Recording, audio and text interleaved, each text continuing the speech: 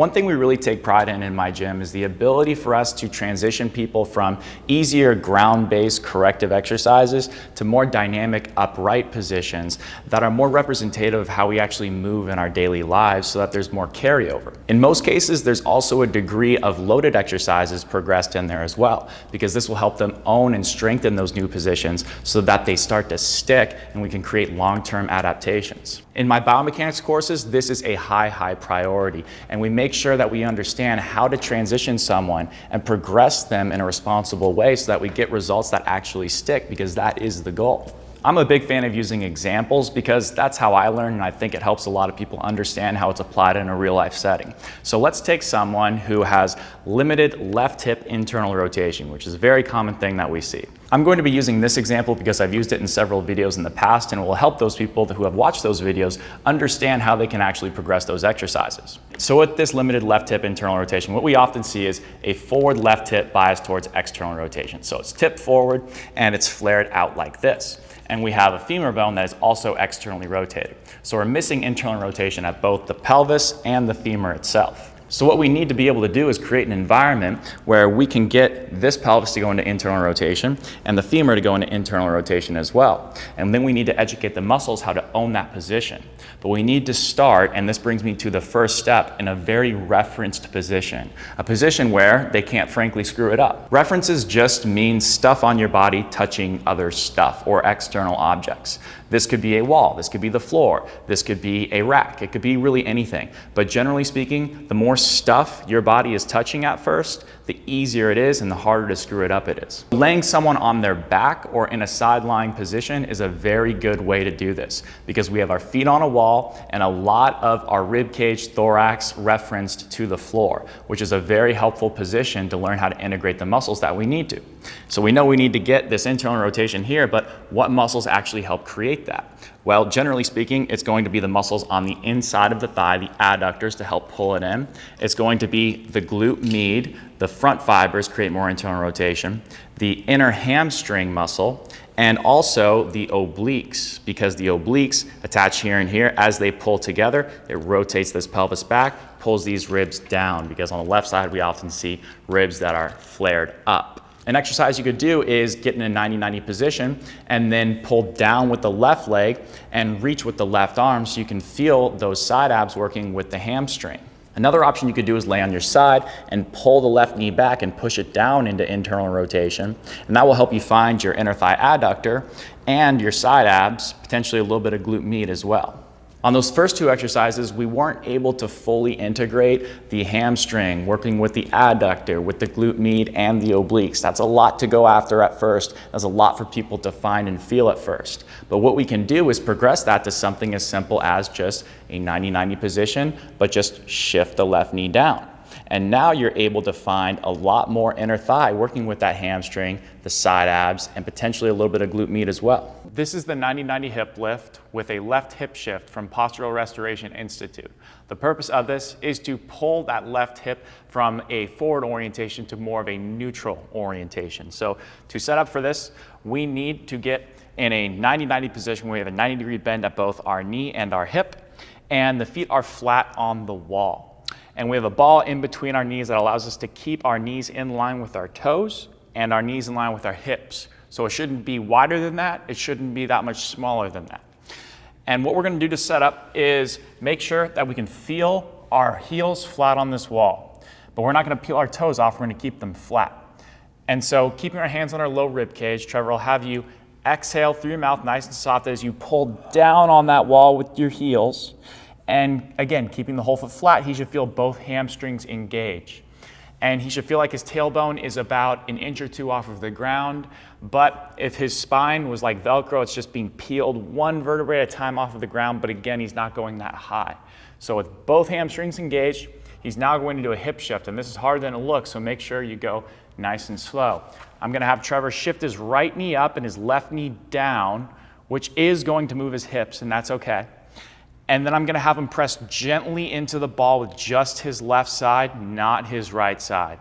So at this point, he should feel his left inner hamstring and his left groin, inner groin muscle engage. The right side should have maybe a little bit of hamstring, but not a lot of muscular tension is happening on this right side.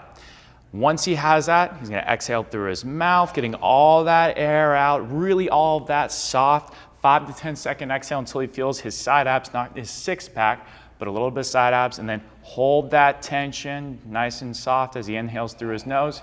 He should feel his rib cage expand. He's going to do 5 breaths of that, maintaining this position right here.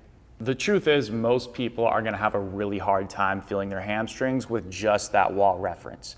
So we recommend for most people starting off with something supporting their shin, not their entire leg, but just this portion of the shin so that they can stay at a 90-90 angle.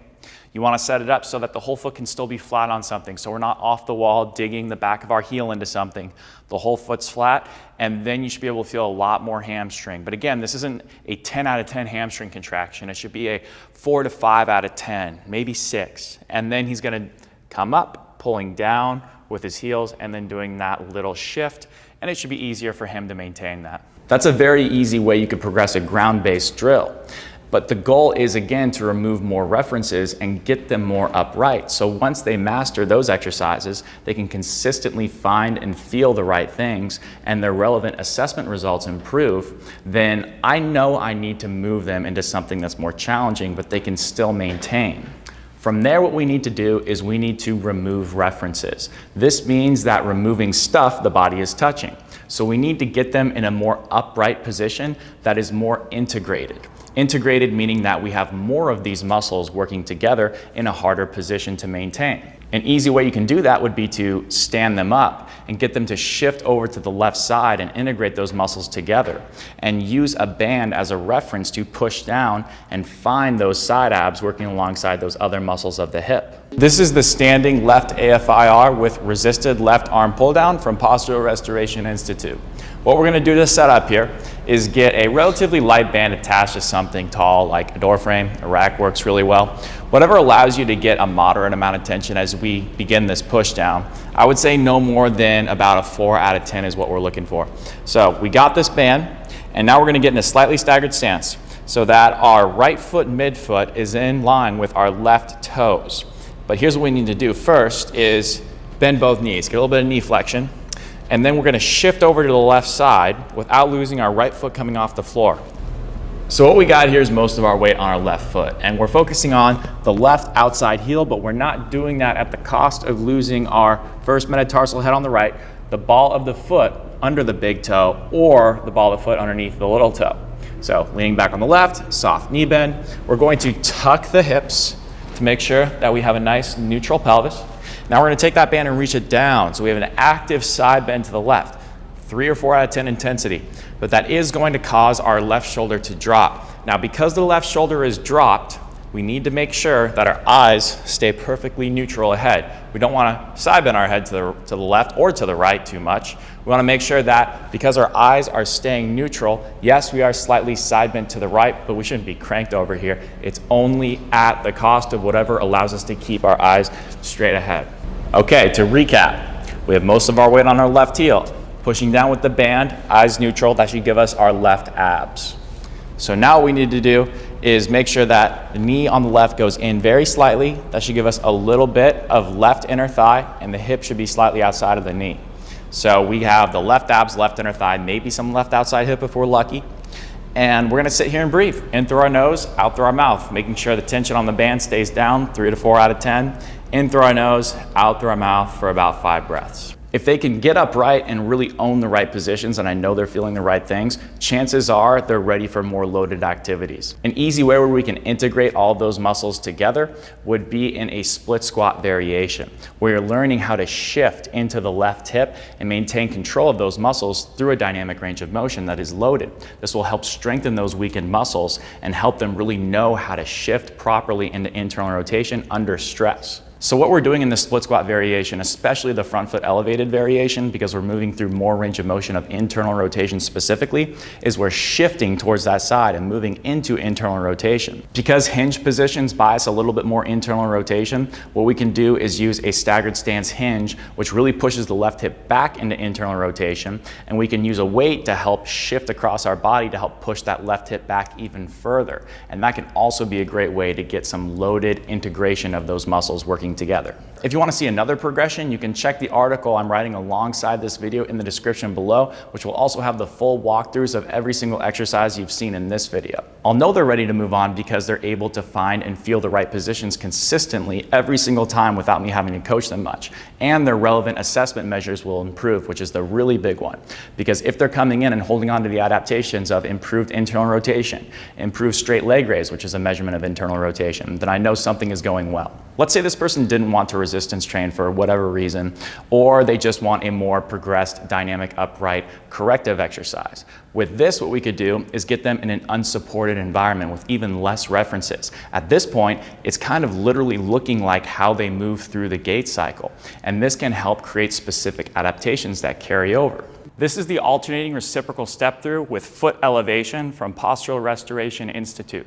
The purpose of this is to train us to stay in our hip as we transition through the mid-stance phase of gait and add some arm swing in there with it. So to set up for this, we have an elevation here of about 3 to 4 inches. I wouldn't go any higher than that. And a nice box like this that's firm is going to be great for it. We're going to get one foot on this box right here, the other leg is off, and we are going to feel the heel, specifically the inner heel on this left side, and also the ball of the big toe and the little toe, but focusing more so on the ball of the big toe right here, not the actual toe itself, but where the ball of the foot is. And he's going to have about 50-50 split between the back and front part of his foot. Now, Trevor, what I'll have you do is hip shift into that left side. So what that looks like is I want you to bring that right hip forward and then get that left hip slightly back, maintaining those foot pressure points. So now his right hip is slightly more head than his left. And I also want him to do a very slight hip tuck. So if his pelvis was a bowl of water, it's not spilling out the back excessively or the front excessively. It's nice and neutral. So if you do those two things right, where you bring that right hip forward and also tuck a little bit, you should feel that inner groin muscle on that left side, right up in here. Now what I want you to do is get really heavy on this left side, where almost all your weight is on that left foot. But again, 50% here, 50% here. And now he should feel a little bit of his outside left hip working with that left inner thigh. That's exactly what we want. Also, hopefully he's getting a little bit of side abs or oblique on that side as well, but he'll feel that more as he goes through this exercise. So keeping your eyes up, staying heavy on the left, I want you to bring your right foot forward so it's lightly touching the ground with the heel, and bring your left arm forward and right arm back. Good.